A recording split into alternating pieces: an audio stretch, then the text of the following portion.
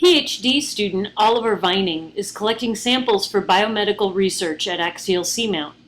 Here you see his syringe sampler in the closed position and then in the open position. Oliver Vining explains. This is Jason taking a suction sample of some sediment at the anemone vent, and you can see that the syringe was just fired by the hydraulic thumb on Jason's right arm pressing down on the firing pin of the syringe, which released the springs and pulled back the plunger in the chamber. So now you can see that the chamber is filled with white microbial mat and sediment. So the reason that we're sampling this spot in particular is that the bacteria that we're trying to isolate or collect are actinomycetes, which don't necessarily like to live in hot water. They like to live in cool to warm water, about maybe 10 degrees.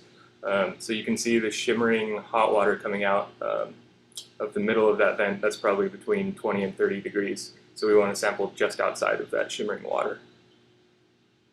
And now you can see the ROV pilot putting the syringe back into its holster.